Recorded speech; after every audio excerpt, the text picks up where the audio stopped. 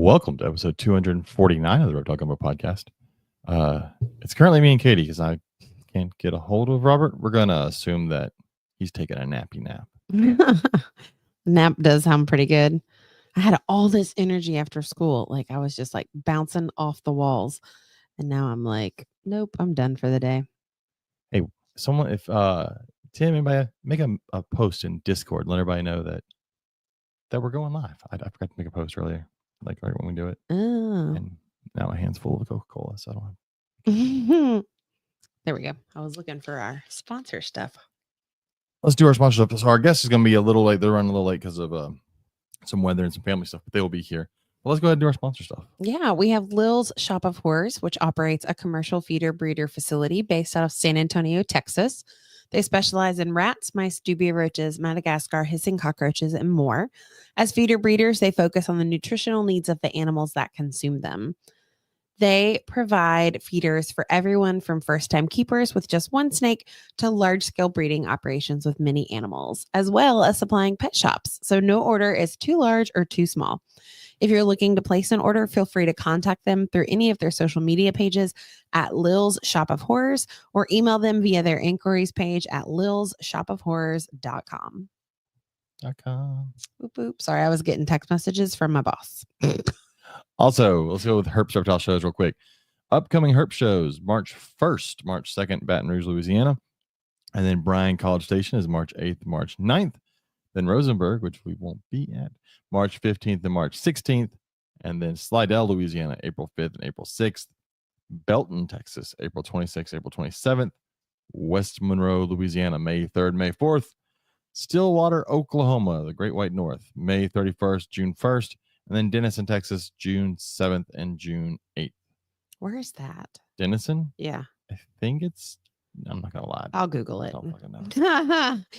Don't worry. I'll Google it. It's in Texas. I mean, Texas is a small state. Should be easy to find. Yeah. Okay. I'm going to kill this dog. She comes in here again. Oh, I haven't put the gate back up yet. That's my fault. Anyways, so check out Herb's Reptile shows. Go to a Herb's Reptile show. Also, if you need an LED UVB light bulb, check out VivTech products. Use code GUMBO22 and save 15% on your VivTech products. If you haven't bought a VivTech bulb and you're using UVB bulbs, what are you doing? Go get one. That's right. They're good stuff. All the cages behind us have them. The cages in the other room have them. Cages at school have them. Cages at school have them. Get you a VivTech bulb. It's better than those little curly Q ones you get into the pet store, and over time, much cheaper. Oh, yeah. Absolutely. So go check out VivTech products. Get you a bulb, smart device, anything else they're selling, snake bags at one point, whatever else they have going on. Check out VivTech. There was something you wanted. The dimmables. I do. I've got some dimmable bulbs in the other room. Do you? Yeah. I remember you talking. I may put them in and put them on a timer of some sort. Because they came out like 6 months or so after we bought all of our bulbs, and you were like, okay, the downside to VivTech bulbs lasting forever is now I have to wait for forever to get this bulb. Yes, and I got to figure out what I'm going to use to ramp them up and ramp them down. I can use a Herbstat. I have a spare Herbstat. Yeah. Anyway, so will it at that point be like your fish tank? Yeah, it'll come sunrise and sunset. That's cool. So all these guys in here won't just be blinded by the light. Bam, daylight. Yeah. Cool. So that's pretty nifty. I have to try that out. Let's see what else we got going on. I wish Robert was awake. So we had a cool show that we did this past weekend. It was not a reptile show, it was an oddity show, but we sold a bunch of 3D printed stuff. I thought reptile people were strange. I'm just gonna throw that. Oh, I knew it was gonna be strange people. Whew. It's a crossover there. There's a similar crowd, and some of it was, but some of it was not. It's a fairly similar crowd to reptile people. But we sold a bunch of stuff, so much so that I'm getting a third printer. Oh my god! It'll be here Friday. So now you have a garden. Is that what we decided? It's still a garden, yeah. It's not a print farm yet. Oh my god! It's a growing garden. I told my coworkers today about it, and they were like, "James has a problem." I'm like, "I think so too," but he's paying for it with his own stuff. So yeah, I printed some cool. So let's see, what did I print? So we didn't print an alligator to take tomorrow, did you? No. When was I going to print it, Katie? That's right. So we didn't have internet for the last 3 days because we had so here we go. Well, hold on. So we had a hurricane 7 months ago. Yep. That fucked up our fence. Yep. Our fence has been fucked up for 7 months. It's been strapped together with zip ties and ratchet straps. Correct. And there was actually a reference on a podcast in September because I'm like, what the heck? I just got an email that they canceled our work order, but they haven't fixed our fence. And then I was like, okay, let me just handle this. So I was on my computer and I put in another work order. Well, then I checked last week to see what the status was because it's been a couple months and it was gone. So I did a third work order in 7 months to get our fence repaired because we rent, as does all of our neighbors. And I left a very not nice note in the comment section. And the next day, people were at our house to observe the fence and decided we were going to get it replaced. And they were going to come out Monday to do that. So they came out to replace our fence. And while they were here, we checked because I've got like cameras on the printers and we've got cameras on the house. And everything was down. Our internet seemed to go down.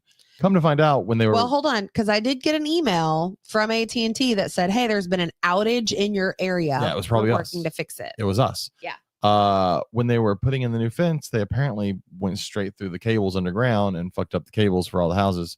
You know what kills me though is there's a number you're supposed to call before you dig anything. I don't think AT&T's on that. That's not the gas water line. That's not AT&T fiber. No, but they come out. They yes. Yeah, but they're not. That's not the no. But they label everything. But they were just digging. There's not supposed to be anything back there, and they're just putting in fence posts where fence posts already were. But they obviously, anyways, they fucked it up, and then it took 3 days to finally get it fixed. And because I had no internet, I couldn't send prints from my computer to the printer. I could have done it with a memory card, but that was a pain in the ass. And so there were 3 days of not printing. So it was kind of annoying. It was. But I did print. It's hard in the Lewis household for some of us to not have internet. A Rocky Talkie bush viper in black with red eyes and white fangs, which is cool. And then with all of the fangs go back in the mouth and the mouth shuts and bam. So, I just got a message from Robert. He's not. Oh, hold on. He was at urgent care. Oh no, I hope he's all right. With his knee. He was having some swelling in his knee. So, oh man. Anyway, so I got that. I printed that, and then I printed this really cool. Dragon. I know it's stereotypical of having a printer printing a dragon, but it's fun. It's a fun dragon. It's a big dragon, and this cool light green. Anyways, I know this is not a 3D printing podcast, but okay. I mean, it's ours. We can really talk about whatever we want. That is true. Podcast. But so Robert will be here shortly. Hopefully, he's got to get home from apparently urgent care. I didn't know he was at urgent care. So there's that. What else we got going on? Tomorrow night we're going to be at my school. That's true. For STEAM night because now the arts are included in the STEM, which is this like LGBTQRY? Do you add letters? It's math and science night at our elementary school, and each grade level is responsible for coming up with 2 booths that are interactive in some fashion. And I was volunteered to bring all of our animals. So we're taking KP, the Chinese alligator. And we may take a couple snakes for people to look at. Take Pat, the blue-tongue skink. The blue-tongue skink, I think, would be good. I mean, I've got stuff in my classroom, but people come see my classroom all the time when we do open houses like this. So the stuff in my classroom is I wish I would have known that parents. I was supposed to be bringing snakes because I did not. We don't have to. I would have had some stuff a little differently. It's okay. We don't have to. But the alligator would be good. And that's really, the big draw is the Chinese alligator. Chinese alligator and the blue-tongue skink. The blue-tongue skink would be cool. It'll be great. And we can do whatever. Yeah, talking to the microphone. But yeah, so they're going to do a addition, subtraction, hopscotch, and then we're going to have that sounds boring. Cool animals. And then who wants to do math? What's up? Because it's a math and science night. You have to have a science booth and you have to have a math booth. You don't need math. Science. And so we're going to by far be the coolest thing in the whole school. Oh, yeah, it's a Chinese alligator. Oh, when my kids, I told them today that you were coming with KP and because we watch him on the camera sometimes. And so they're all very invested in his well-being. And they were like, oh my gosh, we definitely have to come now. One kid was super bummed because apparently he has some type of sports practice. And he was like, I can't. Thursdays we have practice. I wish I'd have had time with the printer. I'd have printed, Rocky Talkie came out with a new baby American alligator. Oh, yeah. Model. You could have shown them what. But I do have a model in the garage that has a mother alligator with some baby alligators on it. Yeah, we do have that. We take that. That may have been liberated from a zoo somewhere. It's possible. Anyways, so that's coming up. I picked it out. It's okay. That's coming up. So, yeah. So that's tomorrow. And then a 4-day weekend. Well, I mean, we work I'm in Friday, workshops but all there's day no Friday. No, but I if have there's to, no kids, I don't have to use my brain but power. I have to calibrate writing all day. No, you just have to pretend. It's not real stuff. I have to do star related. If there's no kids, there's no brain power needed. Okay. So it's a 4-day weekend. So. And then my printer comes on Friday. That's true. So third 3D printer. Anyways, since we're waiting on Robert, let's go ahead and get to our guest. Yeah. Who we haven't talked to in forever and who's had we have not. a ton I of didn't even changes. realize there were like major life changes happening here. I don't know how I missed that. I missed it too, and then I heard it on a podcast, and I was like, "Ooh, we have to have him on so we can talk about major life changes." And I'm very curious about his questions for the week as well. They were. I have laughed a lot at these. They were very specific, and got some very specific answers. I love that though. So let's get to our guest. Our guest tonight is Bill Bradley of Coal Black Exotics. How's it going, Bill? Hey, what's up? How's the weather? Not as bad as I thought it was going to be. So I got my daughter, got home. That's why I was late. Sorry about that. That's fine. Our other co-host is apparently went to urgent care and we had no clue. So he's not here. Oh no. He should be here at some point.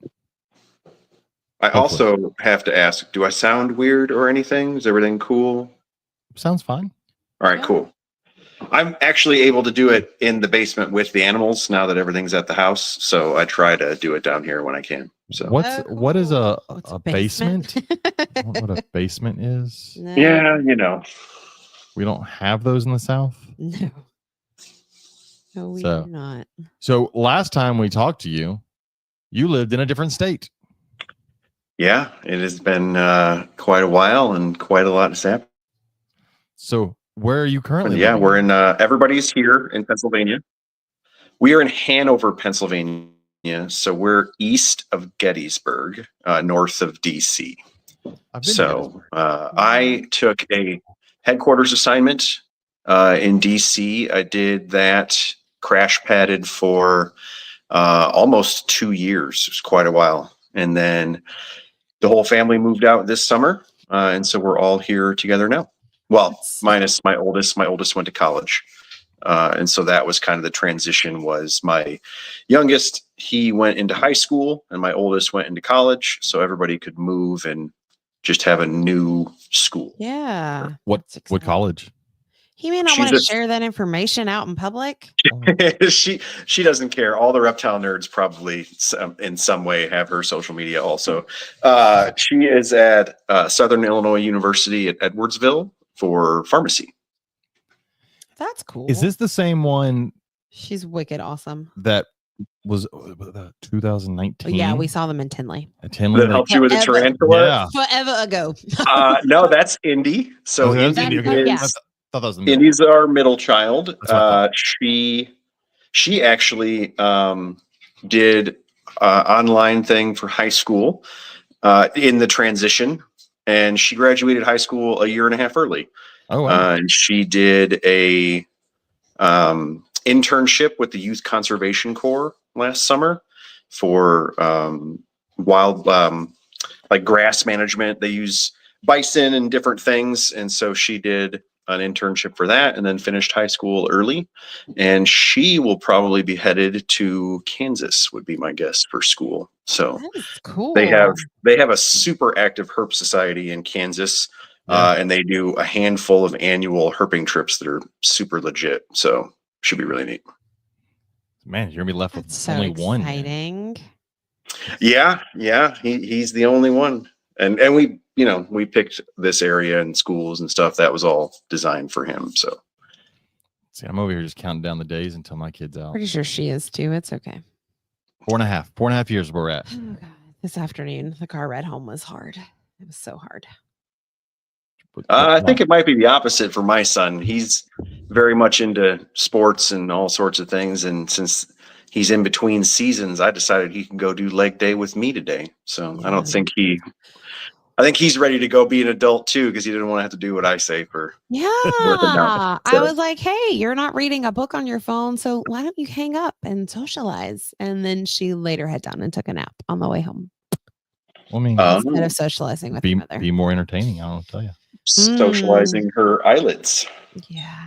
It's okay. I don't know what you expect from a 13-year-old. I don't know why I expect anything. Yeah, it 13-year-old. is just It's a kind hard of a year. rough, It's a hard year. rough time.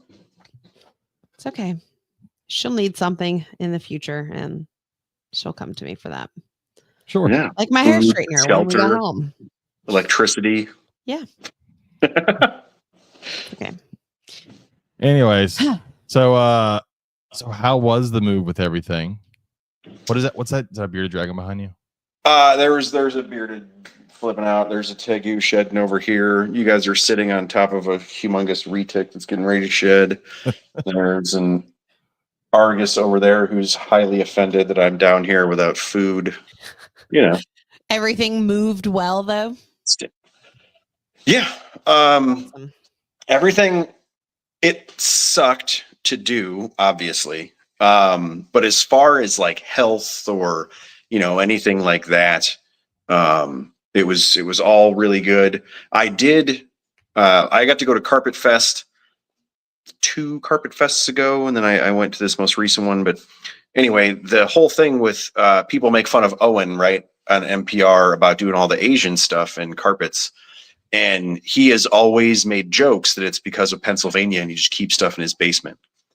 And I never really got it until I got here. And it's mountains, but it's East Coast mountains, right? So it's not like the Rockies. It's just elevation. It is a little more humid, even through the winter time than it was in Illinois. And so dude, man, the Maremis turtles, our box turtles, my wood turtles, a lot of the Asian stuff, they're killing it. Our even a lot of my North American stuff, my gopher snakes, Eastern black kings, like I've had to find cold places to put them to get them to chill out. Everybody's doing great. Even a lot of the Indo tropical stuff, everybody sheds really well. I haven't had really any major differences. I had to tortoise proof another backyard. That kind of sucked. That's always fun. That's we met several neighbors by going to get our giant sulcata out of their very nice landscaping that he was eating. I mean, other than, silly stuff, because this house has a chain link fence instead of a wood fence. And so, just standard stuff you have to do if you have big tortoises. No, everybody transitioned well. Indy is our invertebrate nerd, so now she gets to have all of her tarantulas and stuff are actually in her room, like nicely on shelves, so she can hang out. And it's way different to just be able to walk downstairs and clean filters or whatever it is I'm doing, to not have to go to my facility to accomplish that has been a really big deal. It's a little weird hearing things in the night.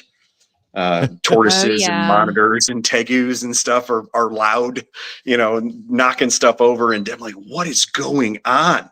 Yeah. No, it's a tortoise, a lot of that. We have a ton of water down here, obviously, with all of our aquatics. We got really lucky. Like, there were already drains and stuff in the floors, and sweet. Cool. We house shopped based on school scores, but like I had a very awkward conversation with our realtor where I was like, hey, this is what we do and what we're looking for, and 200 amp electric service, and She's things like that. Never gonna forget you ever. She's super cool. She thought it was awesome. We've continued to do shows. So I've done shows in Pennsylvania, New Jersey, Maryland. It's a little different in that on the East Coast, things are so compact. Yeah. I really had to research, I can't take some things to Virginia, Maryland and Delaware are pretty hardcore about their turtle, conservation. You really got to pay attention to what's important to them. No, I don't know. One of us froze. You want to send him a message in case it was? We'll give it a second. See what happens. See what happens. But oh, I think it was him. It wasn't us. It wasn't us. Knock on wood. I don't think this table's wood. Yes, it is. Oh, he's back. It was me that froze, I guess. I heard you telling me I froze. But so I was going to ask you about legalities moving to Pennsylvania, because Pennsylvania, I don't think has laws when it comes to reptiles. You can It's the Wild West, buddy. Part of the Yeah. reason I picked this day. Are you kidding? Oh get my you a gosh. retic, an alligator, and a cobra, and you're set, right? That's Oh the my god, the trifecta. Okay, go to. so because you guys have cool shows and hots and stuff at your shows, everybody makes fun of Hamburg. Okay, that like this Pennsylvania show, and it's just they give away vipers and all this nonsense. I was able to go to that show at their old venue and their Okay. new venue. How was the old one? Okay. Because the old one's like a dirt floor, isn't it? No, it was Okay. it was nice. Like all the stuff is, got red or black tape. You got to be 18 to buy, show your license. Like I didn't see any of the craziness that. Any sketchy stuff going on? No. I mean, if Hmm. I understand if you just think their availability is kind of crazy because, it's a cobra. Like it's wild to see it on the table. Yeah. I'm used to but- that. I say, yeah, in Texas. But like and they're South. really expensive. They're labeled nicely. I didn't see anything nuts. Like Ah, crocodilians. Like I can't really talk, right? Like I have gators, and so if you want to have a crocodilian, you need to do the right thing. But it's just very rare that people can do the right thing. So I didn't think it was crazy just to see it on a table. And it was, in my opinion, like appropriately expensive. They're very expensive. It's not, it's not cheap. So yeah, I didn't think it was crazy at all. Like I thought the shows were really nice. Even the small shows here, like there isn't like, venomous and big time stuff at small shows. It's cresteds and balls and leopard geckos and whatever. But they're nice. There's a lot of kids there, knowledgeable people. Silent Hill Reptiles is right down the road from me. Bunch of corn snakes. Like it's, cool. It's nothing. Hamburg. I went to Tinley every year. Went to Hamburg one time, and I was like, oh, cool, a really big reptile show. Like, okay, like I didn't think it was crazy at all. Well, that's a letdown. yeah, why is it a letdown that it's not overly dramatic? I was hoping that it was just like toothless carnies throwing out James, cobras. absolutely not. No. Nothing. I was hoping to get a really cheap Gaboon Viper and name it after Phil, but it just didn't happen. They're still very expensive and nice and taken care of, and they keep What's a asking me why Gaboon? my license says the wrong state. What's a Gaboon go for now? They were like $250 to $400. They're pretty expensive. Oh shit, they were like $60 when I got into this hobby. Yep. Oh yeah, I I remember remember. I remember going to Wisconsin and they were crazy cheap.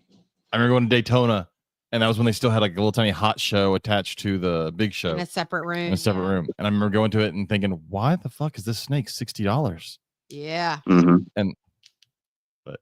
And then supply and demand. I was like, well, that makes sense, but Jesus Christ. All right, well, Some of the like more common rattlesnakes, some of the like eyelash vipers that aren't very pretty, Yeah. were like 60, 80, $100. But they were captive bred. They were appropriately marked, taped. I talked to the lady and she was like, hey, this is the deal. They're very small. They're captive bred. You need equipment, feed them with tongs. They immediately go into the speech. There Of was how to take care of no it. just, hey, it's $80. Do you have money? Like there was none of that. They went right into the speech of, it was cool. Good. Yeah. Can you walk your own hots out there? Like, if you buy it at a table, can you walk around with it, or do they have to walk you to the door with them? Do you know? I don't know. I know that I didn't see anybody walking around with them, but I don't know if that was specifically a table rule or a show rule. But no, there was nobody walking around carrying any of, and they're like super like bright red tape. It's Yeah. you can't miss which deli cup it is. Yeah, that's the Herbst rules are. I didn't see any of that. They have to be taped with red tape, and you can't walk them out. Whoever sells it has to walk them out. So, like, if you buy it, it has to stay at the table until you're ready to leave, and then they have to walk you out with it, so that That's some idiot legit. doesn't open up a monocle cobra in the middle of the show wanting to hold it. Yeah.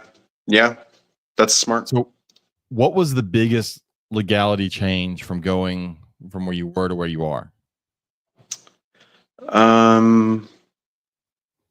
you allowed to have stuff now that you couldn't have? Oh yeah. I don't have any venomous, but I'm allowed to. I would say probably the state endangered species things. There were a lot of rules for that in Illinois. We participated in a lot of that because we did shows with it and that kind of thing. Pennsylvania obviously has different species that are endangered or threatened or what have you. And so I don't actually have any species of significance like for this state. I wanted to like get here and get set and kind of see what their show scene was like. If it was gonna, was it even gonna be like, did I have enough for a business or, and then is it a bunch of birthday parties or is it like summer camps and teaching, not fun boa pictures, so I didn't really delve into their endangered species type of stuff before I came, and I haven't really added a lot in that regard since I've been here. That makes sense. We haven't, and we don't use them for shows. Like they're really cool to look at, but it just if I'm doing 4 and 5 summer camps over a weekend, like having to look at thing that isn't a giant tortoise or a berm or something, it's just not. I can't justify the van space for that. You know what I mean? Yeah. So it just doesn't really fit what we do. I think they're cool, but when I'm now that I don't have my own facility, it's my basement. So now I do have, aisles and a little bit of real space concern like a normal person. I have to, make my choices for what I get now a little bit different. So what have you found? Have you done more birthday parties or has it been more educational stuff? Like what has it been? It actually is, I think, probably close to the same mix. We didn't when I first got here with the family is when we started doing shows here. I didn't have as many like birthday or like private events. I assume just because not as many people know who you are, and you like I use Gig Salad, and so you would have to search Gig Salad in Pennsylvania or Maryland or whatever to see me, and I'm not going to be the first full page of Google searches like I am in Illinois. This is a whole other thing.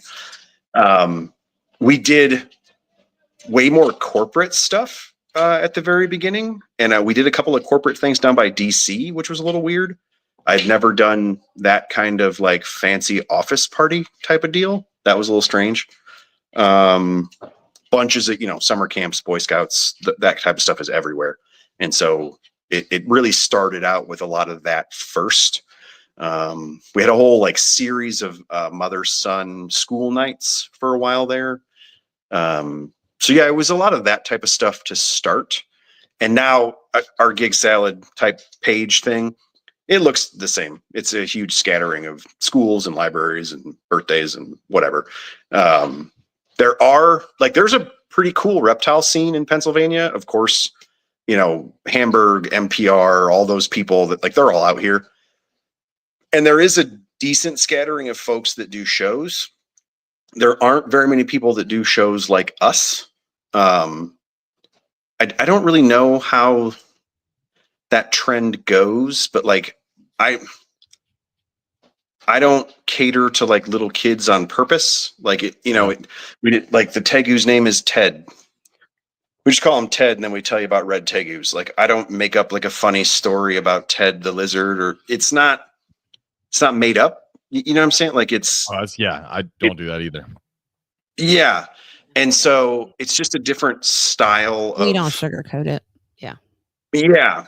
And from what I've seen here, like the shows are nice. The displays are cool. There aren't any like raggedy people doing it. They all are, look nice. But it's all like, this is my ball python, Lucille, and here's her funny story about not having legs or whatever. Like there's a lot of clearly to little kids type of stuff. And I just don't do that. So I think we are continuing in our track of how we do it. And it, seems to be that people like it. I like that you're staying true to what you did. Like you're not changing it up just because you've moved somewhere. Like you know what works for you and you're sticking to it. And we've never, we've done lots of small kid stuff, but we've never aimed it at small kids. So I'm not going to lie. So for those of you that don't know, James teaches high school. And for those of you who've never had the opportunity to talk to James about his high school students, there's a group of us that go to a local bar every Thursday and hang out for a couple hours. Neither one of us actually drink, but everybody else does. But it's a bunch of teachers. No, I had one come up to the board today. I teach science, but whenever there's a chance to teach them something, I'll do it. This is a high school freshman, so 15 years old. I put a map of the United States on the board, and the only state she could get right was Texas. Yeah. She pointed at what she thought was New Mexico, which ended up being New Mexico, but after a while, and then I said, what's above it? And she goes, Mexico? No. Above it. We live in Texas. Like Mexico is, I mean, I might not be able to find some of the states. Can you find Mexico? Anyway, so we were setting up today for our event tomorrow so that we didn't have to do it on our break tomorrow. And one of my co-teachers goes, James does know that these are littles, right? And I was like, yes, he is very good with the littles, believe it or not. Because she just kind of looked at me like, I just don't want to teach them. I've heard some of his conversations on Thursdays. I'm like, no, he's totally different with the big kids than he is with the little. You can yell at big kids. Yes. Yeah.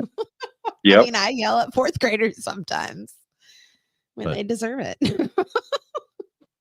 I'm going to have to tell so many people tomorrow that the Chinese alligator is not a crocodile. Yeah. Look at the crocodile. Oh, yeah.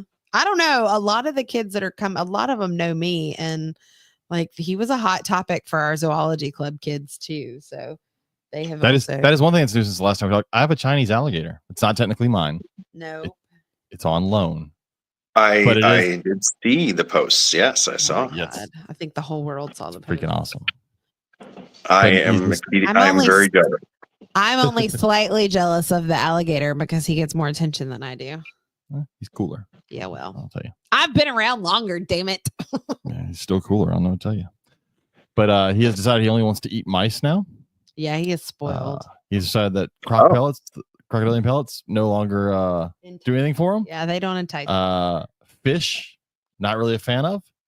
And the damn bird flu has made it hard for me to get quail. I want to try some button quail. See if maybe he'll try some birds.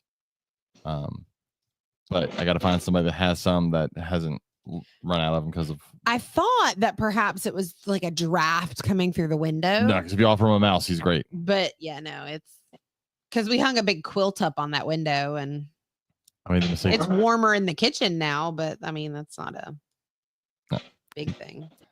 So now I got a whole bag of crocodilian pellets that he doesn't want to eat because I gave him a mouse and he realized mice are better.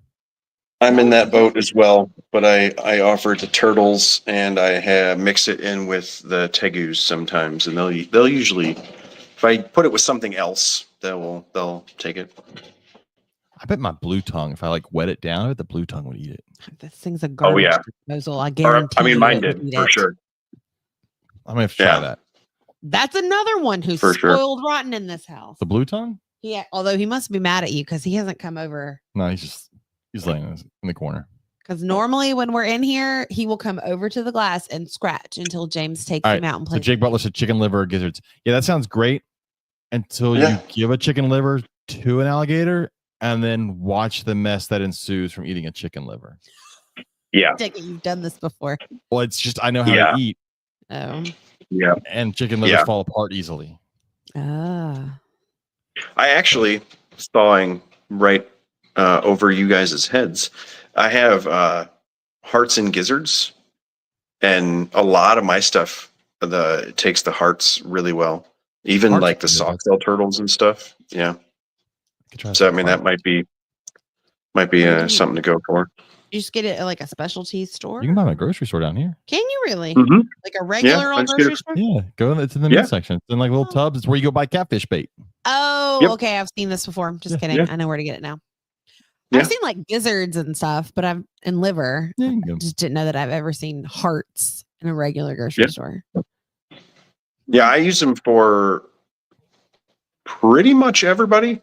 My gators are the same way. Like they want it to come off the tongs because they're spoiled brats. But Yep. And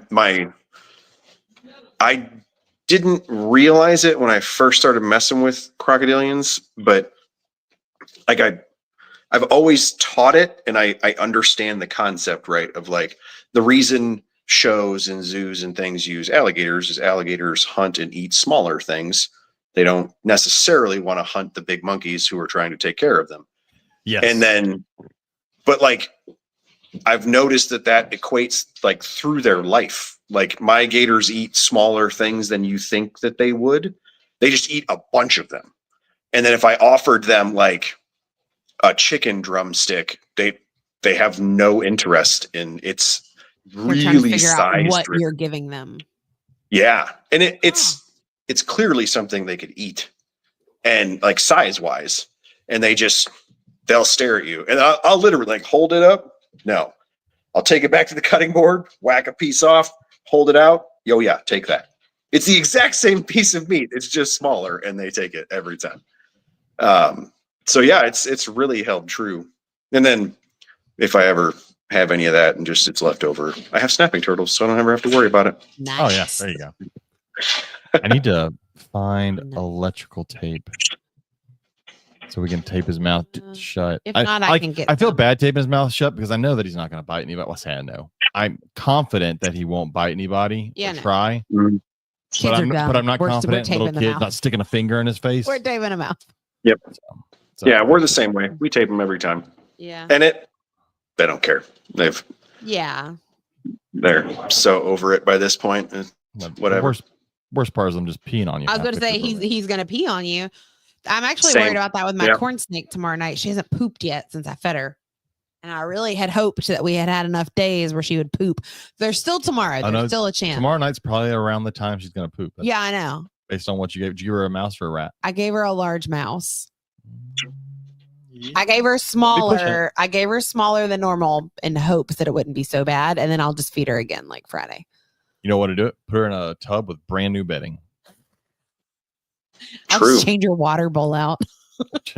Yeah, just do that and they'll poop right away. My bearded dragon was so weird yesterday during testing. I texted you about this. So he is spazzing out in his cage. I took him out to recess the other day, and since then he goes bananas every time we're all in the room. Like he just wants out of his cage all the time with the kids now. It was a mistake, but like Bill's bearded dragon behind him. Oh my gosh. So Leonard was scratching up glass and he was walking up and down the thing, and then he was climbing up on his rock, and then he'd run over to his water bowl, and then he'd go back to the door, and finally he like stops right on the rock, and he just turns his head sideways and looks at me because I'm walking around the room monitoring because my kids are taking a practice state exam. He lifts his butt up and poops in the middle of his cage while watching me. It was the creepiest, weirdest thing he's ever done. I was like, dude, you could at least not make eye contact while you're doing this. And he never turned his head. I was like, what is wrong with you? My whole classroom. Visual communicators. I was like, he was pissed. You don't have that black beard to show off for girls for nothing. Wanted to look right at you, let you know. He actually puffed his beard up the other day. One of the kids was over by his tank, and I was watching because she's never actually gone over, and she was in kind of a mood that day. And I didn't want her to do something dumb. So I was watching, and she just stood by there, but he walked up to the front of the tank and puffed his beard out, and then like turned around and like gave her the cold shoulder. I'm like, you pissed him off somehow. Let's move away from the tank. Nakia says, have y'all seen the videos of the lady's beardy that poops in the toilet? I have not. No. I have a guinea pig that's sort of kind of trained.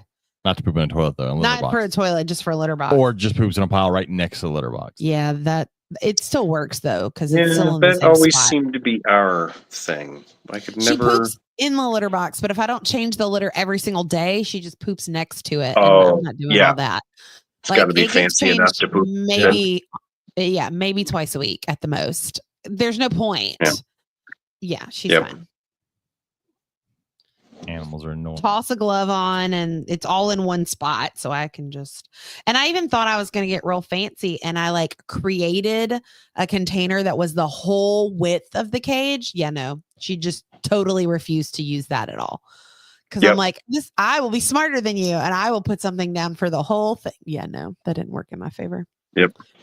It's okay. I'm convinced, man, like I have so many of these giant poly tubs. For the longest time, I had ferrets for quite a long time. And I really wanted to set them up in one of these 300s with just like 3 feet of dirt and a bunch of crazy tunnels. And I think it'd be fun. But I think little mammals like that could be killer. Because it's for food purposes, but there's a handful of Australian folks that have like social media presences, keeping guinea pigs outside, and it's awesome. Like they keep them basically in like rabbit colonies, the same way you would keep rabbits for food. In South America, they raise them like chickens. Yeah, it's super cool. Yeah, I mean they eat them as well, just like a chicken. Yeah. So. Oh yeah. Yummy. Yep. So speaking of setting up animals, I do want to go to one of our questions, one of our very specific questions that fits along with that. These made my whole day when he asked me these questions. I was like, Well, I think it's funny, but I also figured, well, just knowing like the people that comment and read you guys' stuff, like they'll give you good answers. Like I thought it would generate a lot of conversation for good answers. And it did. All right, so first one was, if you had a tank that is 72 inches long, 28 wide, and 36 tall, and was plumbed in the bottom to drain and return, what would you put in it? All right, so here's, that was a good answer. Here, mute me real quick. That's a good answer also. Timothy said, I'm thinking I really want to utilize the height space, so a basilisk lizard or a Chinese water dragon, which is nearly impossible to find now. Because I mean, that's things that were available just 25 years ago and not now. I think it's less than that. I saw them. Well, it is, but still, just like for sure, those firebelly newts, firebelly toads. Yeah. Even like rose-haired tarantula, like some of the tarantulas are coming hard to get because you can't. My daughter and I were just complaining about that. We have 2 mature female rose hairs, and I can't find a boy to save my life. Yep, it's crazy, but a basilisk would be cool. A completely like planted basilisk enclosure, that'd be neat. That'd be amazing. He also said Brazilian rainbow boa. I'm partial to Brazilian rainbow boas. I agree. Planted Boega. Brazilian. Oh yeah. That would be really cool. So a Boega, any of the Boega species would be cool. Like was it what's the yellow one? Yellow and black one. I don't even know what you're talking Mangrove, about. Melanota. Yeah. That'd be a cool one in there. Yes. Especially like water feature, if you could legit go mangrove.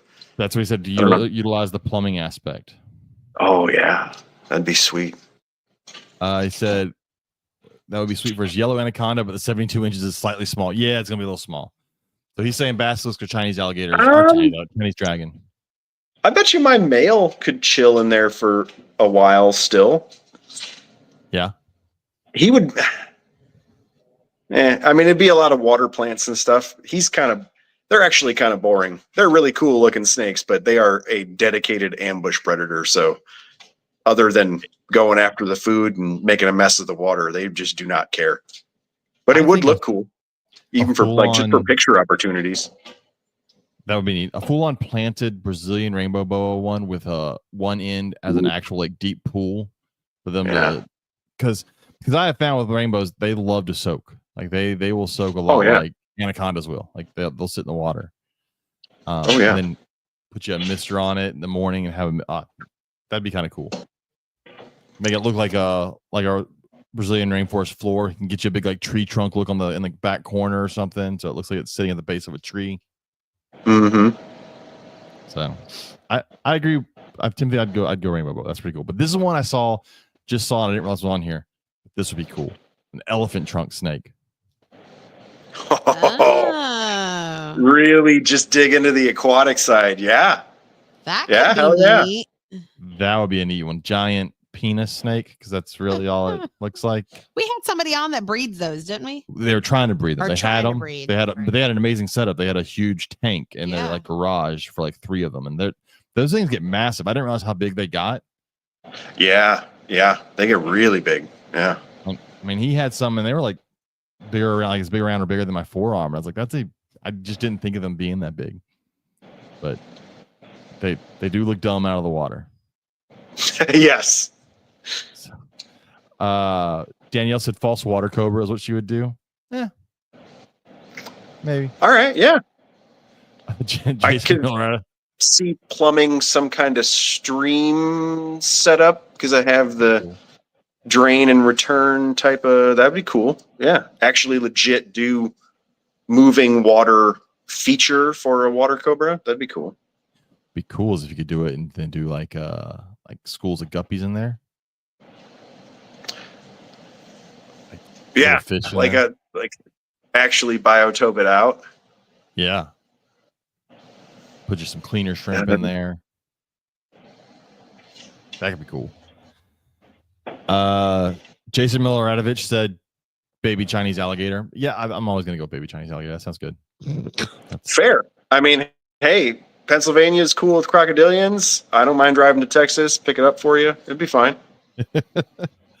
Let's see. I had to look at this one up because I had to look up the name because they only put the scientific name, but it was Japanese pond turtles. That'd be cool. Oh, yeah. That's kind of cheating. I have those, but yes. So this is one, I think it's on here twice, maybe. Yeah, it's on. Kind of. Anyways, this is one I've always wanted to do, but I know I don't have the space or setup or anything for it, so I never will. But Cayman lizard is what Kevin Lee Council said. Cayman lizard. Oh, that's good. That is very good. That's almost you're getting in the realm. You could build a topper for it to really make it vertical. Oh yeah, and then you could do it. So I'd go Cayman. Then they said grow out for a baby black throat. Cayman lizard I think is way cooler. Black throats and any of the African monitors, man, are just such dirtball grassland specialists. Yeah, it's like owning a gopher that likes to eat chicken. I love them, but if you own them correctly, you'll never see them. They'll be under whatever burrow. Yeah. Kind of how I feel like your blue tongue on some days. Wait, he's right there. No. But like a lot of times I'll come in, like there's a hole under his water bowl right now because he is dug. Oh, no, he doesn't go there. Like that's full of isopods. Oh, that's funny. He digs underneath the he just rocks. Randomly digs random holes to hang out He's a in. blue tongue. I just think that's cool. Mm-hmm. Like we're getting to see a naturalistic behavior. Oh yeah, for sure. I've come in before and been, oh shit, I lost him. And I didn't lose him. He is just buried. Donald Kane said, and this is a weak spot for me because I'd say yes, but we can't own them here. Diamondback terrapins. Always. Oh, always yes. I have had normal and dark face. That would be killer. And I could figure something out with like a sand setup and do actual like soft shell crab. I do live close enough to the actual place where they're from now, where I could get the food they like to crush with their big flat faces. That's cool. That'd be pretty sweet. That would be sweet. I loved it. They're the most personable turtle I've ever been around. Yeah, I would agree. I freaking love them. Kyle Graff said, I'd want an Elafa Mollendorfi. What is that? Oh, 100 flower rat snake, man. They said, or 100 flower. Those are cool looking. Yeah. Those are really pretty. The thing about all of the Asian colubrid type things, when you get to your trinkets and Mollendorfs and all those, is they are deceptively long. Yeah. And so that would be a cool way to highlight that, is because those few times when you did, like, it wasn't ignoring you or trying to do its own, like, and it was just chilling, going left to right, and you finally looked at them and were like, oh, hey, I do have a 9-foot snake. Oh my. Like, That's what I was at tell folks when it's like when I'm selling boas and stuff, right? They're like, how big they can get. I said, well, the females can get 7 foot. And you always used to go 7 foot. I was like, yeah, but it's not really 7 foot. Like everyone thinks 7 foot human. I'm like, it's not. Like I can hold a 6 foot boa in my hands, and you'd have no idea it was 6 foot. So it's really crazy. Like my corn snake. Well, that's what I'm saying. It's really crazy when you talk about some of the colubrids who are just long and skinny. Yeah. And they have scales that go on forever. Yes. Underneath of you guys is a retic that is 16 and change for her length. And she currently is sitting in a coil that I could probably just bundle up like this. Like, it's even for the really giant things, like snake math isn't the math that people are thinking when you talk about these crazy lengths.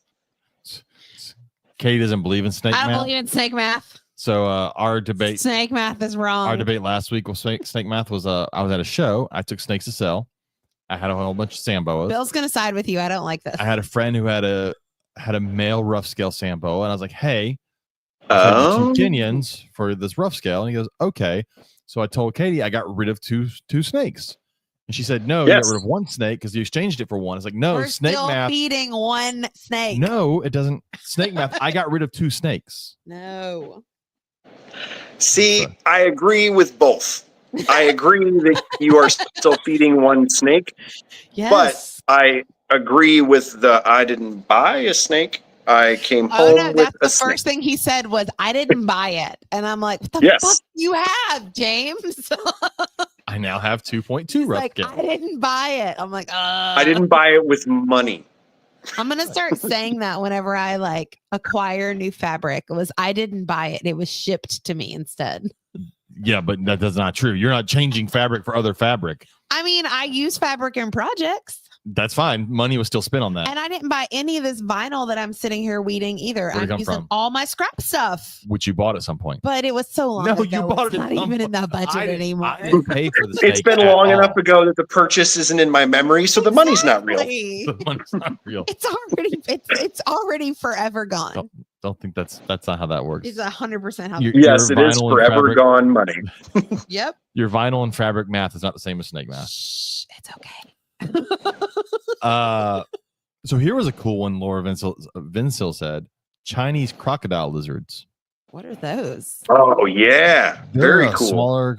I'll Google that. They're very like heavily armored, kind of like caiman lizards and like girdled lizards. Like they're aquatic and extremely aquatic. Yeah. So I remember someone telling me that the red-eyed croc skinks do better with aquatic setups. With some water, yeah. With water, which is kind of what turned me off from getting them because I don't do the best with water.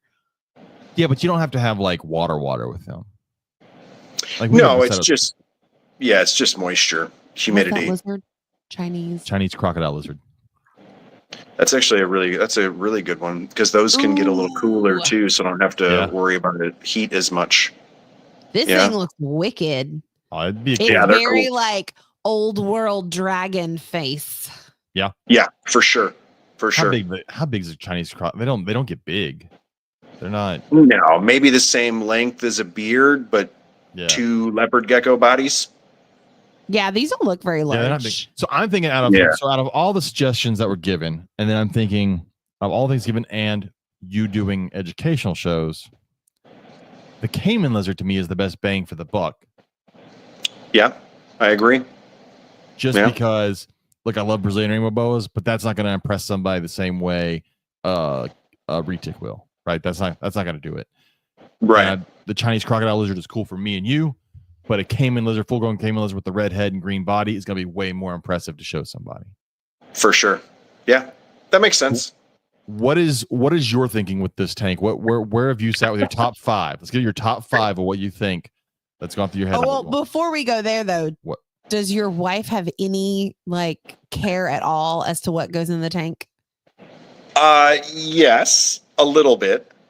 So the actual thing that's probably going to happen with that tank is up in the air currently, but we in Pennsylvania, they have a store called That Fish Place, That Pet Place. It's a giant, like, big box pet store that you would think, except their fish setup is wholesale size. It's gigantic. And they have a touch tank for stingrays, and they have like a legit reptile setup with freshwater stingrays. And so that is the current idea, is to do a biotope for them. They are South American. Cool shit like this, James. And so my thought, well, I there are 2 tracks right now. We used to be very heavily involved in the reef tank hobby. I was the president of a club for a while. We built a lot of stuff. We've talked about this, yeah. Yep. So we've done a lot of work in that world. I had thought about a legitimate saltwater mangrove setup that would look like tide pools. I had thought about a tide pool, like, beach setup with smaller gecko. I kept pelagic geckos for a while that are little tiny things no one cares about that live on beach rocks. And I thought it'd be hilarious to keep things the size of morning geckos in an enclosure that people think a giant python could go in, but have the base of it be tide pools and all sorts of ridiculousness. And so I'm between a salt and freshwater track and whether or not those would include reptiles or amphibians. If it were freshwater stingrays, because they're South American, I would probably do amphibians with them instead of reptiles. I'm kind of undecided there. And that's only 2, so top 5. Other than that, I have thought about doing Asian pond turtles of some kind, because Walter has the Moremus collection, so we have several species that would fit in that. I have a humongous smooth softshell turtle. I have a male Florida softshell turtle, and I love giant sand setups. Yeah. So I had thought about just doing a monster sand setup for them, because it would be much more fun to just be able to watch them in the underwater viewing portion. We've gotten to the point now where they'll eat from tongs, and they aren't just the living hole of sand that most people think that they are. They're more interactive. Let's see, that's what, 4? 4. I had thought about going full planted, and I didn't know if I was going to use a snake species I already have. I love the idea of a Brazilian rainbow boa. That would be beautiful. We're nerds for everything, but we're also plant nerds. So if I could get Teresa and Indy to put their plant nerd brain to work on that and put a rainbow boa in, it would be mind-boggling. Looks so cool if you had like a big tree buttress coming up on the back or on the corner, and at the base of the stairs had the rainbow sitting there in the leaf litter. Like a snapshot of the jungle. And now, like, this is in my house now, so I do still keep my brain toward doing shows, but for something like that, like, this is just going to be a cool thing in our big living room to look at. So I can just put a bunch of leopard geckos in it. I don't care. They're mine. Like, I don't feel like I have to, set it up to be in my public facility now, because it's my house. I can do whatever I want. You know what I mean? It'd be cool with a rainbow in there, and then do a handful of dart frogs. True. Yeah, for sure. If you have I just don't have the space or room to do multi-species, but like, I love multi-species exhibits when they can be done right. Yeah. Just because it's like, that's why I love a fish tank, because it's different. When you watch it, there's things interacting. There's always something moving. Yeah. And so absolutely. And man, in an enclosure like that, like, even if you just did, a pair or a trio of a smaller dart frog species, one Brazilian, like, just having to sit there, like, you could just sit there and watch that thing and wait for the little blue thing to pop out looking for that frog. I mean, that could be your afternoon instead of watching TV. You know what I mean? a little pool with fish in it. Yeah. That'd be awesome. And a huge portion of the pet fish available at like, any store, they're all South American. So yeah, you do a big school of like cardinal tetras or neon tetras or whatever. Yeah. So if you do freshwater stingrays, can you do discus with them? That tank, I don't think has the depth for discus. I feel like discus, I haven't kept freshwater discus. I had professors in college that did some work with that, and the tanks they used were really, really tall. I was wondering, do you have does that one have the height that you need? Yeah. They need a lot but that's of space. the thing is the depth of the water. That tank is weird. So it actually is a true paludarium, and so that there's a built-in background that starts up the back, and then there are doors on the ends. So I am limited for depth, but I have a lot of floor space, obviously. And I would, if I did the freshwater stingrays, it would be the little species. I wouldn't do anything big. So yeah, I don't know. It's spring project thing when the weather's nice. Again, I'm not going to start tearing into stuff while it's crappy here, but yeah, I figured, man, the people that watch your stuff and answer you guys' polls, I assumed would have some cool ideas. So the one of my favorite is the World Aquarium. I think it's called in Dallas. They have in their green anaconda enclosure fish as well. So like there's a giant school of like neon or cardinal tetras too. And I think there's some like angelfish in the water feature there that the anaconda can go in and out of as well. Mm-hmm. Oh, that'd be cool. So, but yeah, I'm all for mixed species exhibits if you have the space and can do it right.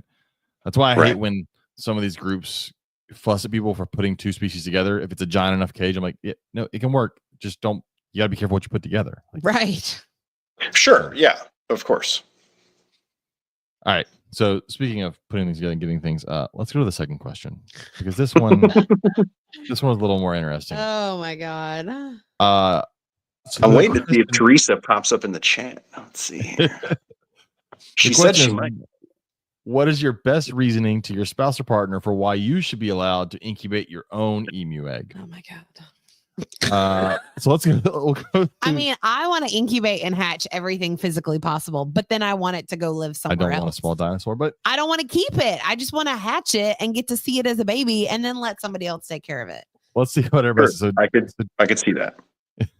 Timothy said, though far from it, it's the closest I can get to experiencing motherhood. Okay. That's a fair argument. Especially with my wife. And maybe that's fair. Why, but I'm that way with like baby kittens, baby puppies, like baby animals in general. Like, let me take care of it. You need to stay away from my wife. And then it can go somewhere else. So when I worked at the zoo, we would always get like baby possums and stuff in, and everybody would take a baby possum home, and then we had to try and nurse them. And now that was so sad. So anyways, finally I was like, why don't y'all ever offer a baby possum for me to take home and raise? They're like, well, we figured you didn't want that because you liked all the reptiles. I was like, I'd love to raise a baby possum. So they gave me a baby possum. And this thing was fucking awesome. It loved bananas and it was great and doing wonderful. And then one day I went to go check on it and it was dead. And I came back to the work and they're like, oh yeah, sometimes that happens. Sometimes they just die. I was like, no one thought to tell me that before I got attached to this possum, that it may just like up and die on me. Like it's a common thing for these things to just die. Yeah, we didn't take another one after that because they did not prepare us properly. Yeah. If I had been prepared properly, it would have been fine. No, I fell in love with this little possum. But we were awesome. because this was before Joe. So we didn't have a kid. Like this was our baby. And no, I was not okay. Yeah. But anyway. I was waking up I didn't even wake up every 3 hours to feed my own kids. She slept through those feedings. So I was waking up every 3 hours to feed this possum. Anyway. Yeah. Honestly, Teresa has stepped back a little bit from the reptile shows for that exact reason. You know, when you're in the rescue world and doing all that, and they come in beat up, they don't always make it type of thing, and it's pretty stressful. Our buddy Drew Schultz from the Learning Zoo said there's a new Jurassic Park movie coming out this year, and I need a dinosaur to take to the premiere, which is why he would want to. Oh, nice. I like it. Yes. Annika she'll for sure watch that movie. There you go. Right, so now I got to talk Drew into getting an emu for his zoo. Preview looks really cool. Have you watched the preview yet for that movie? Yeah. It looks good. But now I got to talk Drew and Becca into getting an emu for their zoo. Oh my God. I feel like that's probably more of a Becca that you have to talk into. Order them on eBay and get yourself an egg. Just saying. Stop it. Oh, God. eBay. Oh my God. Why does that? I get all kinds of poultry eggs off of eBay. Lots of poultry farmers use eBay. So here's a common thread. A couple of them were this. Christina said, husband said, once you have a fully matured emu, you wouldn't have to buy chicken eggs. True. And we have chickens, but yes. Scramble an egg at the beginning of the week and then eat off of it for the rest of the week. I mean, pretty much.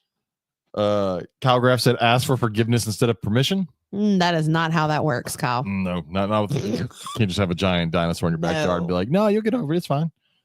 Darren, it depends on your household, I guess. You know. That is true. Yeah. Darren said the cost of chicken eggs was his reasoning. Fair.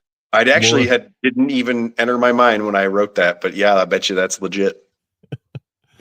Laura said, we have the enclosure and space ready for an adult emu. Why not have a feathered dinosaur? That's true. I mean, if you've got the space, go for it. Amanda Reddy said, so you can raise your own actual dinosaur. See, these people get me. Yeah. And then, of course, our buddy Jack from the Netherlands sends a picture of his hand. I was going to say, where's his hand with his emu's claw on it? And says, because who doesn't want a pet dinosaur? Because he has 2 of them. Yeah, I thought he had 3. Yes. No, he has 2. It's 2. Okay. There you go. I thought he had 3. Pretty sure he only has 2. Okay. 2's enough. And then he posted a picture in the chat that they have a fucking hair or a featherless one. That one was gross. Weird. Whoa. Gross. And then he posted a picture of an adult featherless ostrich. I'm like, why? Very bizarre. It looks. I mean, anybody that's seen a featherless, like a chicken without feathers, just imagine it gigantic. It looks. Yeah. It doesn't look right. It does look like something's wrong with it. But I mean, there is. It's missing feathers. Well, it's missing. That's what's wrong with it. Touche. There is. I don't know. Emus. I mean, it's not as scary as a cassowary. Nope. True. That's probably the most scared I've ever been going inside of an enclosure. Is with a cassowary. Oh, I imagine. Yeah. I don't blame you. I was cool with crocodiles. Cassowary made me pucker a little bit. Yeah. Well, I don't know. The Niles were pretty. No, the Nile that was a bitch apparently died. The good one's still alive. Oh, okay. But yeah, no, emus like get a rhea. They're small enough. You can just knock them around. Oh, there you go. That's a good alternative. That's a good call. Houston Zoo has like 3 or 4 rheas. They're cool. That's a good call. I like that. Or just forget about those. Or just man up and get an ostrich. No. Full grown male. You got the space for it. There is a house not that far from here. Whenever you drive by, they have a camel, a zebra, and an ostrich. Yep, just in the. I tried to get Teresa to let me get a camel yesterday.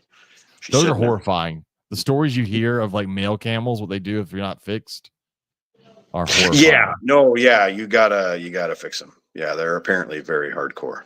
Yeah. Timothy said he's always heard that rheas are hateful. I don't know. I mean, that would make sense. It's always the little stuff, right? That's true. Small dog syndrome in a dinosaur. I mean, I will be the first to tell you, I do not like birds. I don't. I won't go into. However, but those aren't birds. But they're dinosaurs. That's the thing. But like I won't go into like feed the parakeets or lorikeets. Like I can't. Like my stomach, they freak me out. They're too fast. They're too small. They're too bitey. Like I can't. But I'll go in with like Andean condors. Well, the Andean condor. Oh, no. The female Andean condor. The male is kind of a jerk. Like I'll go in with like the big birds that could do damage. They don't freak me out. It's the little ones that freak me out. Oh, I agree. I refuse to always go into the enclosure that I need it to be like golden macaw or bigger. No, the enclosure that had sun conures and green conures, I always refused to go in because they would land on your shoulder and bite your ears. Because the macaws that I had to do programs with never bothered me, but I hated using our collective. Yeah, but you weren't holding a macaw. No. But like I could go into like Yeah. even going into their enclosure, it didn't bother Because me. they're not coming at you. Yeah, but I didn't like the smaller stuff. Nope. Anything that was like a foot tall and smaller. Yeah, it's because you never went in with the cassowary. Yeah, no, I never did that one. I just stood at its gate and did that one. But even like the other birds though, they never bothered me. Mm-hmm. I can imagine if a full-grown ostrich chased you down and started attacking you. Yeah, I probably wouldn't like that very much either. But yeah, like I'll go into like the aviaries where you can like buy the sticks with the seed or whatever. Yeah. I'll go in long enough to snap like 1 or 2 pictures and then I'm like, nope, I'm done. I gotta go. And then I just stand outside. We love that. We hang out in those for way too long. So does Joe, our daughter. She loves it. My students laughed at me. We took a bunch of zoology club kids and their families up to the learning zoo in Conroe. Yeah. And Drew and Becca gave us extra sticks for them. And the kids were like, Miss Lewis, you're not. I'm like, nope. I got pictures. We're good, guys. Have fun. That's awesome. I was like, not my cup of tea. I'm just imagining owning a big ass bird that could kick my ass. Christina Robert his knee is hurting. He had to go to urgent care, so he is not here tonight. Sorry, you get us. My bad. Maybe multitasking. I'm weeding. Where's the camera? You're doing weed? What? I'm weeding. You can't really see that one because it's black. Doing the weeds. I'm weeding vinyl so that I don't have to do it. You mean the vinyl that you paid for? Because of vinyl math? For a long time ago. It's craft math. It's fine. It's on the same. There you go. There you go. Craft math. It doesn't count. Mm. Besides, this could have been leftovers from somebody else's project because whenever they buy vinyl for their projects, the part of the agreement is that I get to keep the extra stuff. So I may not have paid for all of this. So you breeding loan your craft supplies? I guess so. Just give me a couple of babies. It's fine. Whatever. Whenever I make shirts for like functions at school or events, I always charge like 50 cents more a shirt so that I don't have to pay for my own shirt. I feel like if I'm not going to charge you a profit to make money off of the shirt, I'm only charging you for materials. You can pay an extra 50 cents, and then I don't have to buy my own. That is genius. Yep. Plus, you really, unless you're going to make it yourself, you're not going to get a $7 t-shirt anywhere. Yes, true. All right, so I want to pull up our because there's some things on our page. I want to go over. Shared some stuff on our page too. So over on our discussion page, a reminder to anybody listening, we're doing a Reptile Gumbo podcast cruise. It just ends up being us, but then we invited everybody else that wants to come, and we actually have a few. It's not we are going on a cruise, and we're inviting people to come hang out with us on this cruise. Nathan's coming. Oh, I know. There's a few people already signed up. So if you're a listener and want to come hang out with us on the cruise, and we might rescue sea turtles. One of the excursions is the sea turtle rescue. Oh, I almost cried when I read it. And James was like, pay the money, we'll sign up. And I'm like, let me confirm stuff before I just pay for it. Make sure it's the right season and it's happening. Cool. It was very cool. You basically like when you get to certain parts at your stops, you're basically going out and you're scavenging the nests that hatched the night before because 20% of the babies don't make it out or eggs don't hatch. So you'll collect the eggs and they'll take back to incubate and check on. And you'll fight off birds so they don't eat the babies. And then whatever babies haven't made it, they give you special gloves to use and you're physically moving. But are you gonna fight off birds to save the baby turtles? Like Hell yeah. Thinking about the chance to get to do this. Fuck them birds. She hates them birds anyways. Exactly. Wear a shirt that says ignore the tears. It's the happiest day of my life. So anybody listening, if you want to come watch Katie cry while she carries a baby sea turtle, come on the cruise. It's a 5-day Caribbean cruise. Oh, God. And you can do it in payment. Out of Galveston. It's out of Galveston. And if you go reserve it now, and you can pay between now and July, and you'll have it paid off. So come join us. We posted it over on our page. Wow. This is what I want to talk about because we're talking about policies. So if anybody gets the U.S. ARC notifications, you've seen the one in South Carolina, who we know we can blame one dumbass for. Yeah. But it's proposed, right? It's not passed. But they want to outlaw all venomous. all of them, and they've done them by families. Like it's all the colubrids, and you're gonna have Gilas and beateds on there, and then all the rest. It's all because of one dumbass. So please go over to USR, go over to our page and find that, and do the sample letter, do all the things you can do to try and help them out because of one moron. Well, and if you're thinking to yourself, I don't live in that state, it doesn't affect me. All it takes is for this to pass in one state, and then other states will start to follow suit. So it may not affect you yet, but it could eventually get to you. Okay, hold on.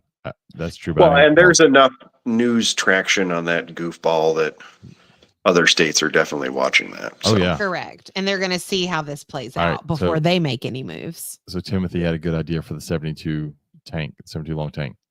Uh-oh. A group of different colored Amazon tree boas and then turtles in the bottom. Ooh, that would be a cool mixed exhibit. Oh, yeah. That's freaking cool. Orange and yellow and garden fade, just a bunch of different tree boas hanging out in there. Oh, that's a good one. That's really good. Just try to get all females so you don't end up with a bunch of baby tree boas roaming around. Unless you want to, then. That's a freaking cool idea just for the color variation. Holy cow. Yeah. And then you just really throw it off and throw an emerald in there.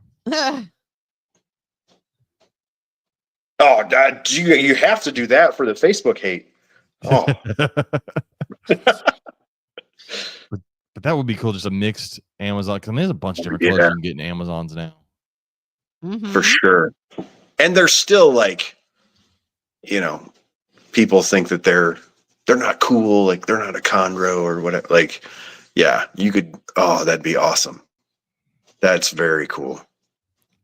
But you could definitely do those and throw dart frogs in the bottom. That'd be really neat. Bright color up in the trees, bright color on the bottom. Oh, yeah, that's a rabbit hole. That's cool. That is very cool. Going through some other things. Oh, Robert posted this was sad news. The Smithsonian Zoo in DC, their Komodo died. Yeah, I saw that. That was a sad one. I thought a pretty good age. I mean, that was. Oh yeah. Yeah, it's 26-year-old Komodo dragon. Yeah, like that sucks, but it didn't seem to be a. What is the lifespan? Well, it says it says the medium life expectancy. So the middle is 20 years in human care. So this thing lived 26. Well, no, it was 26 years old. Was it? Yeah, so it lived to be 26. That's how that works. They said the median age for them in. But it was care. always in captivity. I'm sure. Yeah, they don't go to Komodo and catch dragons. Well, anymore. Are people stupid and do they have them? I feel like everything is. But it's still captivity. At some point but they don't. That's true. You can't go to Komodo and get a dragon. Time, I guess, is what I'm saying. I'm sure. So, you don't think they obtained it from somewhere else? But they would know when it was born. No, but the level of care that it gets at one place may not be the same level of care that it gets at another place, even if it's a zoo and a facility. But I don't understand what you're arguing. I'm simply saying this thing. Could it have lived longer is what I'm saying. Listen, the average life. I get the words you're saying. Is 20 years. Yeah. It lived 26. Okay. I thought you said the median life was. Which is. Median is middle, meaning that that's the halfway point. Not the mean, but the median. But still, that's. So no, I thought 20 was like a halfway point for its life, and it could live for 40 years. You used the wrong word. No, it's median is what they put here. I didn't use the wrong word. They should have said mean. Okay. I think they meant mean because it's average. The average. Someone just should have said the fucking word average instead of try to sound like a math person. It's just that average. That's why I'm like, well, if the middle life. Are you sure you guys both work in education? Jesus, Mary. I didn't write this article. I would have put the word average. He's reading the article. Let me just say that. This is why I like coming on this podcast. These conversations, I love them. It's a short article. I can read this one. Oh my gosh. Oh, here's the gross. He never gross. Here's the featherless emu baby. It's so weird looking. Oh God. But it's so ugly. It's a little cute. No, it's not. That seems like it should have some kind of disclaimer on it. Oh God! Like, that's inappropriate. It's so weird. Like hairless cats and hairless guinea pigs are gross, but that's that thing's just gonna grow to look even worse. At least like a hairless kitten is gonna look kind of like I that. don't like the skinny pigs. But at least a skinny Those are pig will weird. look like a skinny pig. This thing's gonna look so fucking weird standing 4 or 5 foot tall, 6 foot tall Oh yeah. with no Now feathers. I need to Google what they look like full grown. I don't know if there is a full grown one. There's a full grown. Here, let me find it. There's a full grown ostrich one in here. I think. He put it somewhere. I don't know where it is. But I remember seeing it, thinking that's weird. But I can't honestly hear. Anyways, It looks like it has a disease. yeah. No, because it's not. It has like a few feathers on it. It looks like it has mange. Bird mange. It looks like it has bird mange, and they're called bald emus. I'll pass. Look, it looks like it's sick. Oh no, that's not what you're. But no. that's not even the. No, there's no, that's not what you're looking for. There's a completely. That's not the same thing. That's still had feathers. This has a few, but not a lot. No. This thing is gonna be featherless. He posted a picture of a featherless ostrich, and it is straight up like a naked chicken standing 7 foot tall. Okay, this person like used Photoshop and put teeth. This is terrifying. I'm gonna share this. Just show on the camera. Can you see? Up close. You gotta get close to the camera. Yes. What? I'm so bad at this. I'll just share it on our Facebook page. That's creepy. Nathan posted a picture of a retic that ate, I'm guessing, a pig. It says the groundhog will not be seeing his shadow today. And then he posted this as a perfect example of both how durable reptiles are and how long they live. This box turtle, after 50 years on a kitchen floor. Yeah, that was from Garden State, right? Yeah, it's man, that was so terrible. Yeah, this that is was the problem brutal. with reptiles, especially turtles. Because I was talking to a friend at a show the other day. We're talking about the issues with people getting rare sliders, and they'll just get a rare slider and toss it in a 10-gallon tank. And he's like, yeah, but I guess the good thing for the turtles is it'll die. But I was like, they don't. I was like, yeah, you drop it in a 10-gallon tank, it'll still live for 30 years, even without heat, even without a light. It'll look messed up. It'll be stunted. But the problem is they're indestructible little turtles. And that was a thing that they had, like Sylvester Stallone posted that he had the turtles from Rocky or whatever. And then he showed the tank that they were in, and it's like, bro, that's terrible. You have millions of dollars. It was in like a 40 breeder with one of those stupid things on top of it for a ramp. I was like, what are you doing? What? And he's like, no, they're still alive. It's been like 40 years. I was like, yeah, you've been a terrible person for 40 years. Like that's like how we use in the hobby. A lot of people use I got them to breed, so obviously I'm taking care of them correctly. No, that's not always true. Ball pythons are breed in a shoebox without any whatever. It doesn't mean you're always taking care of them correctly. Some animals just are easier to do than other animals. Doesn't mean they're right. But Katie, you posted this one, which was the snake. I thought it was just funny. I've seen this before. It was just I saw it again, and it was a different group. And these guys are. Here's the problem, though. That boa is in deep shed. I would not have used that boa. Yes, I saw that as well, and I was not a fan of that. But it's just funny because they're doing yoga while snakes crawl all over them, and they're freaking out, which is hilarious. Well, she's got this little tiny carpet python. Yeah, and they're having to hold a red tail and a doom roll. Gigantic snakes. And they're not snake people either, which just makes it even better. But people do goat yoga. I'd rather do snake yoga over goat yoga. I don't understand how you could have both, and it could be. I don't understand how goat hooves on my back are going to make me feel calm. Yeah. Puppy yoga is fun. But so that was fun time. Oh, you found? And then I bought stamps. The year of the snake stamps. Yeah. I don't know what I'm going to do with them. I may use them. I may just know, them. Snake people, this is your year to buy tons of shit. Everything. It is year of the snake. And there's tons of year of the snake stuff. Go get it now. Because it's there. I think I shared the Build-A-Bear thing too. Yeah, that was before, yeah. Yeah, I shared the Build-A-Bear because it's a cute snake. Everything down here is very upset that I still have the lights on, apparently. I'm still trying to figure out which one of the snapping turtles is definitely trying to escape. Oh my goodness. Jesus. This one Nathan posted was an article. Florida Wildlife recently captured and collared the heaviest Florida panther. It's a cougar, but whatever. Ever recorded.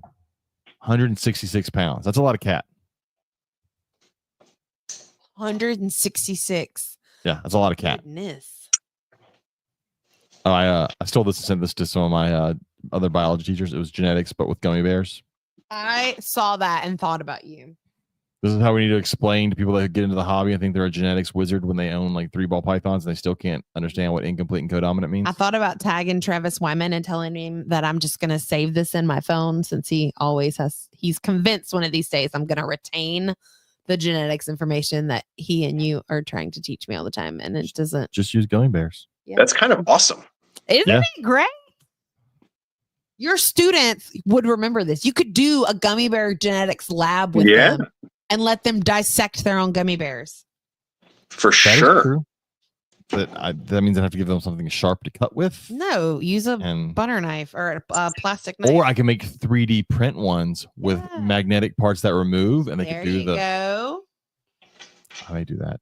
And then you don't have to worry about them eating their materials. What the hell is this that Jack posted? 53 million-year-old gecko preserved in Baltic amber. Ooh, well, that's cool. It is pretty neat. Screw Jurassic Park mosquito. That is super detailed. Okay, I want that on a walking cane. Like you're fine. No one's hurting you. Stupid lizards. Dragons are losing their shit back there. Oh, I thought it was a turtle trying to escape. I was wrong. It was a rhinoceros iguana. He's very annoyed that I did not turn his light off, so I turned his light off. Poor thing. Robert posted. I haven't seen this. It's a video from Fort Worth Zoo about Louisiana pine snakes. Oh, I haven't watched that one. Yeah, very cool. Very cool. You know, the best snakes, Louisiana pine snakes. And then this little baby alligator death rolling like a piece of chicken or something. That was the most precious thing I've seen all day. It's going to be Bill now that he can own all the alligators he wants. He's going to have a whole herd of them. Our smaller guy death rolls. He also, I just say I have no idea. He doesn't quite bellow, but he attempts to make some sort of noise that's like a bellow. KP does. That's awesome. He doesn't bellow as much as he when he first got here, it was every time he saw one of us. No, it's not bellow. That's not bellow. He barks at us. Oh, he barks at us. My bad. Like yeah. It's a grunt. He grunts at us when he is upset. Like if you get too close. Just kidding. He'll grunt. No, bellow is like the low. Yeah, no, he doesn't do not that. He's too little. Yeah. No, he barks at us. Or will randomly like come at me through the cage because I get too close. Because the recycling is right next to his tank. So when I get close to drop recycling in, because I don't want to throw it from across the kitchen and like scare him. He doesn't like when I get close. Because I'm not James. He does it to me too. I think he feels threatened.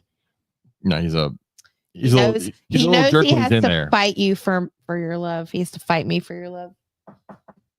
If only he knew there was no fight. There's no fight. It's all he him. wins. As long as we both know, I guess that's all. Honesty is important in any relationship. There you go. Well, I'm gonna. I found the picture of the featherless ostrich. I gotta post this for everybody to see. Hold on. Oh no! It's worse than you can imagine. Oh, that is bizarre. What? It looks like a cooked bird that's alive. Makes me feel inappropriate. That's not okay. Really, imagine that coming at you, just like trying to get you with those little tiny nubs flopping to the side with no feathers on them. Not okay. It's like something out of a horror movie. No. There are going to be traumatized children that see this in real life. Ugh. Some things just shouldn't. So they could have eaten that thing and just put it out of its misery. What is Timothy talking about putting sunscreen on in the chat? The this bird. Oh, that naked bird. It needs sunscreen so it doesn't burn. Although if it burns, put some butter on it, not sunscreen. Oh my God, James. That's right. And then there you go. A delicious bronze tan. Just imagine the smell in the barnyard when that thing's out in the sun, covered in butter. That's right. Be amazing. Best. I don't know how I'd have to get a giant pot to fry that thing for Thanksgiving though. That's some cauldron work there. Need you a big old walk. The great thing is you don't have to pluck any feathers. Just That drop is it in true. there. It's true. Skips a whole step. That is horrible. So featherless ostriches and emus. No, thank you. I will pass. Anyways, all right. Moving away from the naked birds, which creep me out. So before you leave birds, I do have to say on the podcast, in case Teresa watches, because she was talking shit like she was earlier. She did tell me yes. I just have to wait until retirement. So retirement's a little different.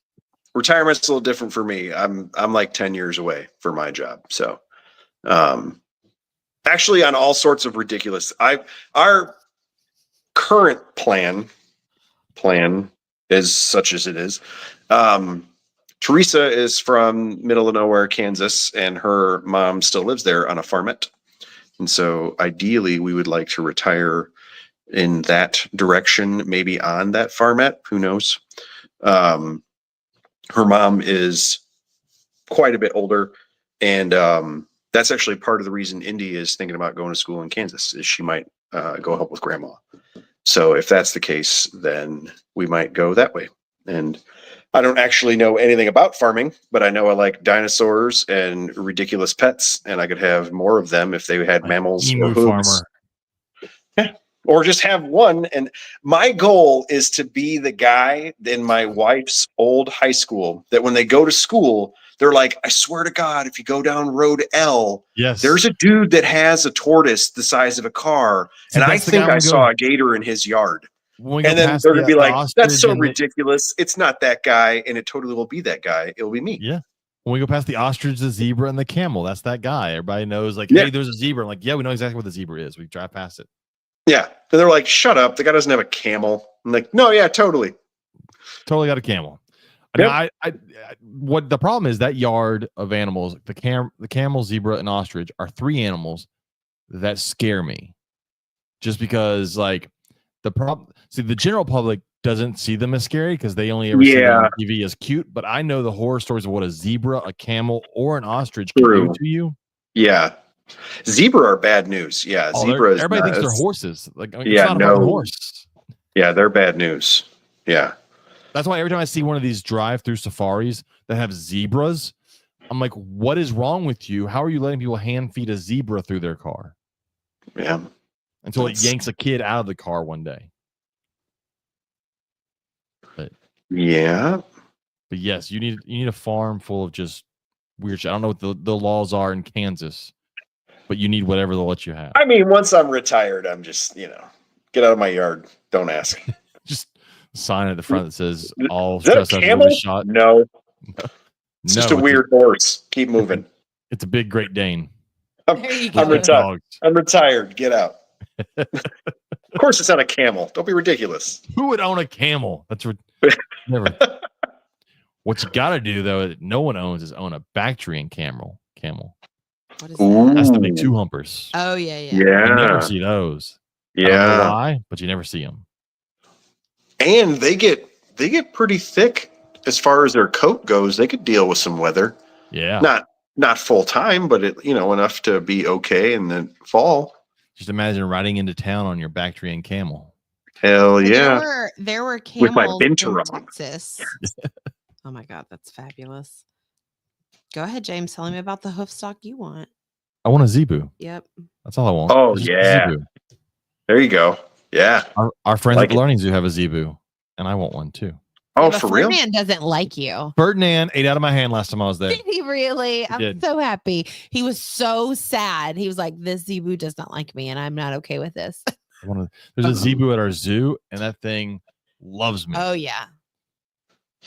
I have done a little reading, and there are some private places in you guys' state that have tapers. Oh, that has got Teresa's attention. That's too much penis. Yeah. You ever seen a taper penis? I have not, and that makes me question my wife's motives. It is 3 foot long. Yeah. Hits the ground and has this giant flared end on it.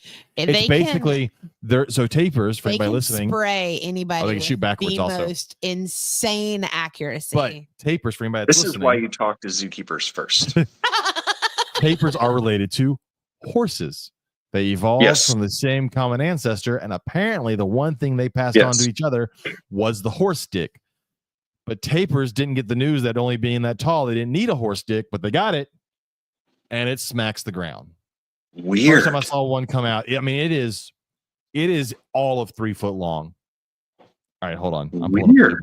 So our tapirs at our zoo used to be in a yard right next to where the train tracks were. And after so many guests would complain because they would be sprayed by the tapirs as the train would go by, they were moved to a different area. Oh yeah, they can like aim. incredible aim. And that smell does not come out of your clothes easily at all. Wow. Now I don't know if the females do, but the males certainly do. All right, for anybody you listening, don't need books, watching, you just need nerd friends. Yeah.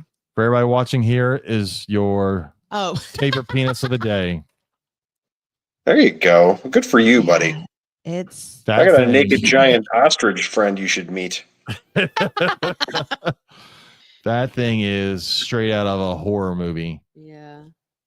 But I did not know. Now you know. Not that you want to, but now you know. Tapirs have giant horse penises on a pig body. Yeah. It's definitely. We haven't talked animal penises on here in a while. We've not. There's everybody's update for animal penises. It's been a while. That's funny. But if you get a tapir, one I would like to see you never see are the Malayan tapirs. Ooh, good call. Those are the black and white ones that look like Those Oreos. Are fun. Yep. Yeah. They're cute when you always see Baird's tapirs. I never see woolly tapirs, which are a little fuzzier. Mm-hmm. But the Malaysian ones are cool because they come from the other side of the globe, which is a weird thing because like most tapirs are South American. These come from the other side of the globe, and they're black and white. Yeah. So a tapir will not fit in your tank, though. By the way, no, it's not going to work. No, it will not. It is. That's Teresa's ridiculous retirement. I mean, gotta have hopes. Hold on. I gotta show one more picture just because. What'd you find now?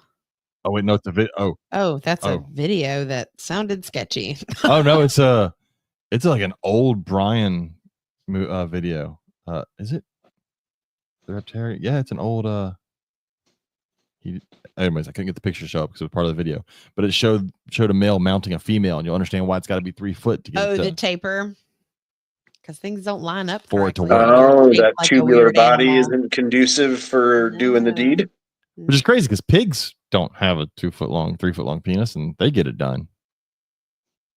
So I don't know. Maybe it's not necessary for that. Tapir's just like, look what I got. There you go. Excuse me while I whip this thing out. Yeah, I mean, it's better to want and not need than need and want. You know what I mean? Like he just walks around. I don't need it, but in case I need it, here you go. He just walks around the jungle and other animals make look at this big fat tapir, and he's like, "That's fine. You can call me fat." And just whips out his 3 foot penis, and then everybody's like, "Oh, we should probably stop." Just he beats the other animals with it. Right. Keep talking shit. So to that naked ostrich. All right. I think we've talked about enough penises. Yeah. I don't know if you're getting hungry or not, but I am. Your child is cooking you dinner. It's already downstairs. done. She texted me, said it was done. That was a strange segue, but okay. I can smell bacon in my house. Phrasing. Speaking of pigs. Speaking of pigs. There's bacon smell downstairs. Not penis smell. Bacon smell. Anyways. If that smells, you might want to call your doctor. That's true. But if it's 3 foot long, don't call a doctor. Call a friend. Oh, you might want to get that checked out too. I'll get it checked out by a lot of people if it's 3 foot long. Charge money. Be able to buy a lot of Chinese alligators with OnlyFans money. Tell you what. That is true. Oh my God. So anyway, might even be some left over for craft supplies. Yeah, you thought you knew snake math. Penis math is completely different. Whoa. Whoa. This is taking a turn. Talk about the elephant penis also. Oh. The time we saw the elephant in the zoo, and we're like, why's that elephant got 5 legs? And then realized it wasn't. I swear to you, I thought it was a giraffe. No, it was a Montgomery Zoo. Where were we? No, we were in Tampa, Florida. And we saw giraffes mating at the zoo. We were on vacation with your parents. I don't remember that one. I remember the elephant at the Montgomery Zoo. It was terrifying because it was so high in the ground, on the air, and the male was like full on running at the female to try to mount her. I somehow blocked out that one. I don't remember the elephants at the Montgomery Zoo. I do, because I remember thinking, why does that elephant got 5 legs? No, I remember the giraffes, and it was terrifying. I remember thinking, how do elephants not pass out from the amount of blood flow that immediately goes into their penis from flaccid to hard? That's got to be gallons of blood. How do they not just pass out from that? I don't know. I like that this podcast isn't necessarily about reptiles, and it delves into the marital ideas of which penis memory did you guys trauma dump and avoid. And it wasn't the same memory. You each avoided a different penis-related memory. That's because every time we go on any vacation, we have to plan it around a zoo trip. Still, even after all these years, I'm sure Bill knows. Bill, they do something. I'm in that boat. Yeah, I get it. It's either around a zoo or a reptile show. And I don't know why. Like, did we even ever 100%. Go to a zoo? And you know when it was? We went down and we went to a hockey game with your parents in Tampa because it was also spring training for baseball. It was also that had to have been when we went to the zoo. Or was it? We had a kid then, though, so maybe not. Was it one on our honeymoon? Did we? I don't know. I don't remember. It was I don't know. Forever. Did you invent a traumatic experience with giraffe penises? I don't remember it. I don't know why. It's the Tampa Zoo is the one that. When did we go to the Tampa Zoo? No, I do remember going to the Tampa Zoo. I mean, shit, we've been together for 20 years. I don't remember all these things anymore. No, we did. We did go because I remember going because their reptile building is the South American one is like a Mayan temple. Okay. It's a big Mayan temple. I don't remember that, but okay. That's the reptile building. And I don't know why Tampa is the one that's standing out. I don't know. Anyways, I'll wait. Bill, if people want to talk to you and not about penises, how could they get a hold of you? Or where can they? I'm an open guy.